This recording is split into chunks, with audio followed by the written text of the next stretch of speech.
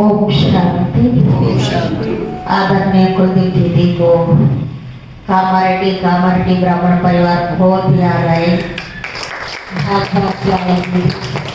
एक साल हुआ సంవత్సరమైంది దిగి వచ్చిన దగ్గరికి బాసర్లో ఓపెనింగ్ చేసింది. మీ అందరికి సన్మానం జరిగింది ఇక్కడ. తర్వాత ఇప్పుడు మళ్ళీ దీది కామారెడ్డి బ్రాహ్మణ పరివారంతో కలవడానికి కోసం వచ్చారు. రేపు మార్నింగ్ కూడా క్లాస్ ఉంటుంది కనుక 6:30 వరకు మీరు వచ్చేస్తే 7:30 వరకు కలిసి తిరిగి ప్రోగ్రాం వెళ్తారు. చప్పట్లు గట్టిగా చప్పట్లు. दीदी आपका स्वागत है कामारेड्डी में। ఇప్పుడు दीदी మీతో మాట్లాడుతుంది ఇప్పుడు.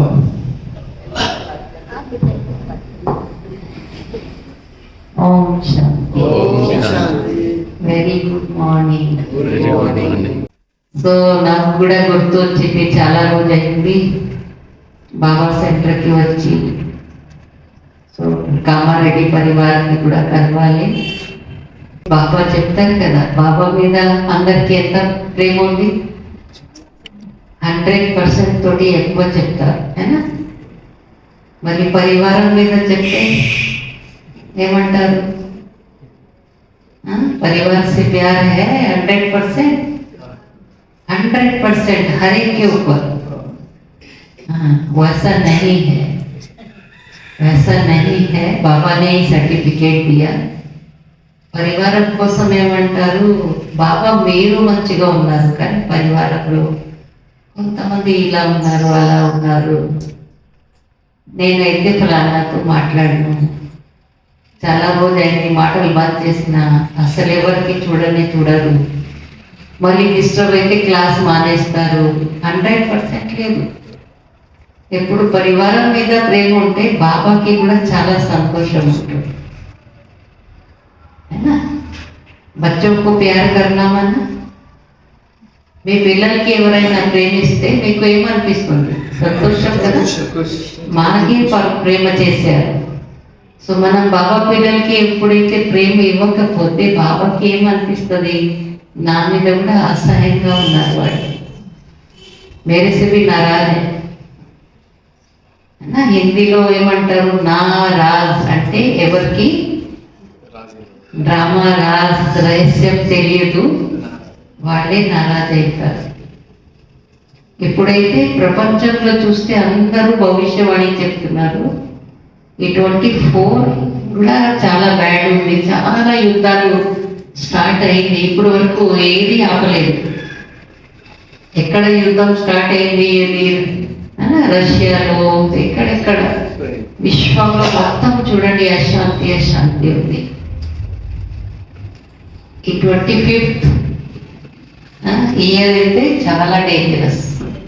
25, 26, 27, 28, 29, 1930 వరకు 2030 వరకు 33 crores ఇండియాలో ఉంటారు. అది బయట వాళ్ళు చెప్తున్నారు. తర్వాత ఈ భూమి మీద స్వర్గం వస్తుంది. ఎవరు తీసుకొస్తారో తెలియదు మాకు, కానీ స్వర్గం వస్తుంది. దేవి దేవతలు మళ్ళీ తిరిగి వస్తారని లౌకిక్ వాళ్ళు చెప్తున్నారు భవిష్యవాణి. ఒక ఒడిశాలో మలికా అని 600 years బిఫోర్ రాశారు. దాంట్లో కూడా చెప్పారు ఇప్పుడు సమయం చాలా తక్కువ ఉంది, ఏది చేయాలంటే ఇప్పుడు చెయ్యండి, సంపాదన చేసేది ఉంటే చేయండి. ఎప్పుడు ఏమవుతుంది ట్రాజెడీ తెలియదు. సడన్ గా అన్ని బంద్ అయిపోతుంది, బ్యాంక్స్, ఇంకా ఫోన్స్. ఎవరితో కమ్యూనికేషన్ చేయాలంటే కష్టం. బాబా చాలా సంవత్సరాల ముందే 88 years బిఫోర్ అవతరణ అయిన టైంలోనే ఈ అన్ని పరిస్థితుల గురించి బాబా వివరించారు. కానీ పిల్లలైతే అప్పుడు సోమర్ధనంలో ఉన్నారు. ఇప్పుడు వరకు మురళీలు ఇప్పుడు కూడా చెప్పారు కదా బాబా, ఇవి బహుమతి వచ్చి. అయితే ఇప్పుడు బాబా ఏం చెప్తున్నారు? మీరు చాలా డీప్ తపస్య చేయాలి. అశరీరి స్థితికి అభ్యాసం చేయాలి. బాబా మధ్య మధ్యలో డ్రిల్ చేయిస్తారు. కంప్లీట్ అశరీరి స్థితిలో ఉండండి. ఎందుకంటే లాస్ట్ సమయంలో మనం అనుకుంటాము సరే లాస్ట్లో అయితే మేము అశరీరి అయిపోతాం, ఏం పని ఉండదు. కానీ ఈ అభ్యాసం చాలా కాలం నుంచి ఉంటేనే మనం అంతిమ సమయంలో అశరీరి స్థితికి అనుభవం చేయగలుగుతాం. అయితే బాబా శ్రీమత్ మీద మనము ప్రతి అడుగులో నడవాలి. ఏది బాబా చెప్తే అదేమో మనకి చాలా ప్రేమగా మనం బాబా మాటలు విని అన్ని విషయాలు పాటించాలి. ఎవరైతే శ్రీమత్ మీద నడుస్తారు వాడికి మాయ కూడా దూరంగా ఉంటుంది. లక్ష్మణ్ రేఖ కదా బాబా శ్రీమత్ అంటే విరుద్ధంగా మనం ఏదైనా మాట కూడా మాట్లాడవద్దు. ఎవరి గురించి మనం వ్యర్థం చెప్పకూడదు, నింద చేయవద్దు. ఎందుకంటే అది మనకే శ్రాపం వస్తుంది. మనం ఇతరులకి శ్రాపం ఇస్తే మనకే వస్తుంది. ఎందుకంటే ఇక్కడైతే మనం అందరం బాబా ఏమన్నారు, మీరు వరదాని మూర్తాత్మ, వరదాని మూర్తాత్మ శ్రాపం ఇస్తుంది. శ్రాపం ఇవ్వచ్చు మనము. అందరికీ మీరు ఆశీర్వాదాలు ఇస్తే మీకు ఏం లభిస్తుంది? ఆశీర్వాదం. నాకు అందరు చెప్తారు, అక్కే మీరు ఏది చెప్తే మాకు వరదానం అయిపోతుంది, ఏమని చెప్పండి. కానీ నేను ఎప్పుడు చెప్పను, నేను ఏం చెప్పలేదు, నాకు గుర్తు కూడా ఉండదు. బాబా వచ్చి మీకు వరదానం ఇచ్చారు, అందుకనే అది సఫలమైంది. కొంతమంది ఏమో అడుగుతారు, అక్కయ్య ఆశీర్వాదం ఇవ్వండి, ఆశీర్వాదం ఇవ్వండి. కానీ నేను అయితే మనస్పూర్వకంగా అందరికీ ఆశీర్వాదాన్ని ఇస్తాను. ఎప్పుడు శ్రాపం అయితే ఇవ్వనే ఇవ్వను. ఎందుకంటే అది మనకే వస్తుంది రివర్స్. కానీ ఆశీర్వాదం రిసీవింగ్ ఎలా ఉంటుంది? ఇప్పుడు మీరు కూడా జయగారికి అడుగుతారు, మాకు ఆశీర్వాదం ఇవ్వండి. కానీ బయట వెళ్ళి జయగారి ఏంటి అట్లా ఉంది, ఇట్లా ఉంది, అట్లా ఉంది, వేరే వాళ్ళకి కూడా చెప్తారు. అయితే నేను చెప్పిన ఒక ఆత్మకి, చూడు నేనైతే వరదానం ఇస్తున్నాను, నువ్వేం చేస్తావు? నాకు అన్నీ తెలుస్తుంది, నువ్వు అందరి దగ్గర మా గ్లాని చేస్తావు. ఏమంటది? దీనికి మా మీద దయ లేదు, మా మీద కృపా దృష్టి లేదు, ఆశీర్వాదం కూడా ఇస్తలేదు. అయితే వాళ్ళు వచ్చి అడుగుతారు, అక్కే ఎందుకు మీ అక్కయ్య దగ్గర మాకు పంపించారు? ఎప్పుడు నెగిటివ్ మాట్లాడుతుంది మీ గురించి. సరే ఆమె కర్మ లెక్క ఆమె దగ్గర ఉంటుంది, నేనైతే వరదానం ఇస్తాను. మొన్న అడిగింది ఇద్దరిని ఆశీర్వాదం. మళ్ళీ నేను చెప్పిన, నేను ఆశీర్వాదం ఇస్తాను, నువ్వు మళ్ళీ తీసేస్తావా ఆశీర్వాదం?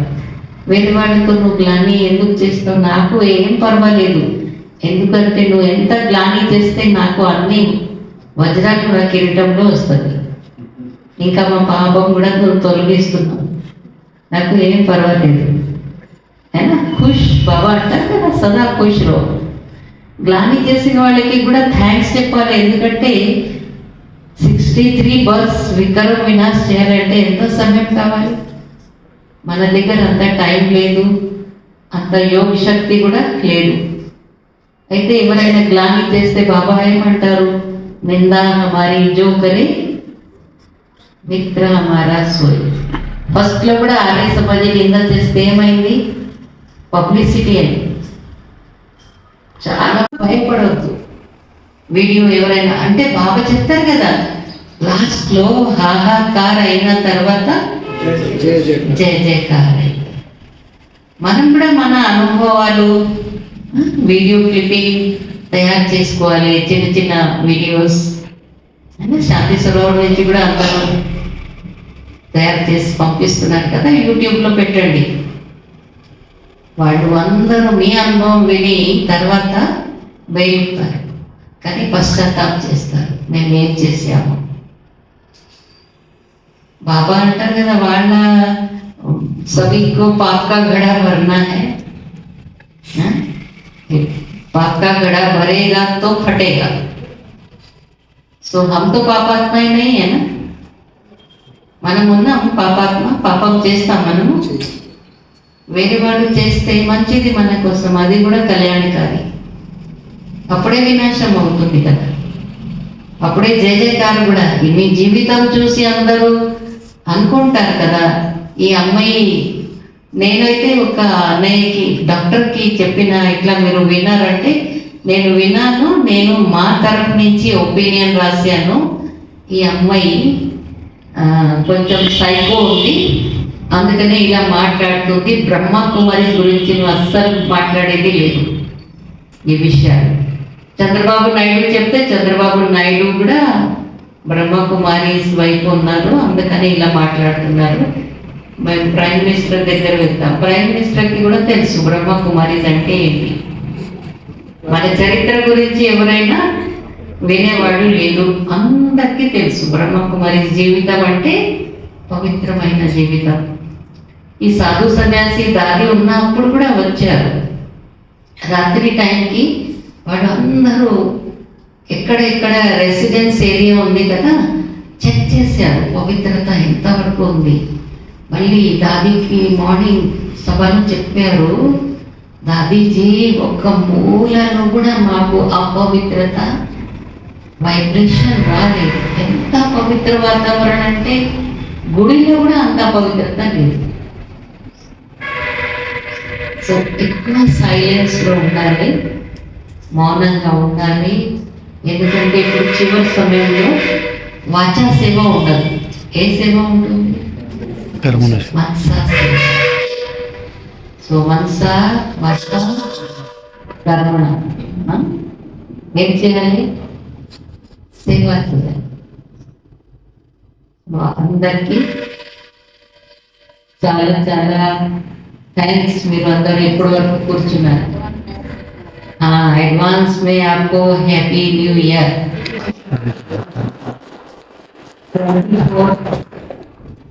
వెళ్ళిపోతుంది, ఇప్పుడు చివరి సమయంలో ఉంది, ఇప్పుడు 25th.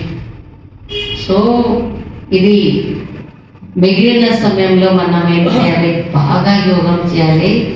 ఎందుకంటే ఇప్పుడు వచ్చేది సంవత్సరం అయితే అంత తక్లీఫ్ ఎక్కువ ఉంటే యోగం కూడా కుదరదు.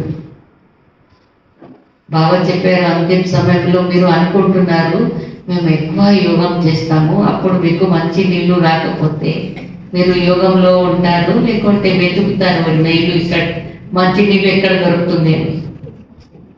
పరిగెత్తి పరిగెత్తి మంచి నీళ్ళు అక్కడి నుంచి ఇక్కడ చేయాలి. ఇప్పుడు రైస్ బంద్, ఎందుకంటే వర్షాలు వరదలు ఎంత వస్తుంది అంటే రైస్ ఎంత పొలంలో వస్తే కూడా అది ఒకవేళ నీళ్ళు వచ్చేసింది అంటే తినొచ్చు, మనం తింటే కూడా పాయిజన్ అయితే వాటర్ కూడా పాయిజనస్ అయిపోతుంది, తినే పదార్థాలు కూడా పాయిజనస్ అయిపోతుంది, విషం లాగా. అప్పుడు మీ ముందు ఉంటే కూడా మీరు తినలేరు. కానీ మీరు ఎప్పుడు ఈ అభ్యాసం ఇప్పుడు నుంచి చేస్తే అవ్యక్త ఫలిష్ట, మీకు ఆకలి కూడా అనుభవం కాదు, దాహం కూడా అనుభవం కాదు. మేము యుక్త ఫలిష్ట కూర్చుంటే బీజరూప స్థితి అనుభవం చేయాలి. కర్మయోగంలో మీరు ఫలిష్ట స్థితి అనుభవం చేయాలి. ఇంకా మీరు అందరికీ దర్శనం ఇవ్వాలి, దర్శనీయ మూర్తి అవ్వాలి, వరదాని మూర్తులు అవ్వాలి. ఇప్పుడు ఆ స్టేజ్ మనకి రావాలి, అందరూ చెప్పాలి మీకు, అయ్యో మీరు దృష్టి ఇస్తే నేను మంచిగా అయిపోయాను, మీరు దృష్టి ఇస్తే మా టెన్షన్ పోయింది. ఈ అనుభూతి ఇప్పుడు అందరికీ మనతో కలగాలి. ఓం శాంతి. ఓం శాంతి. మీకు అందరికీ చాలా ధన్యవాదాలు.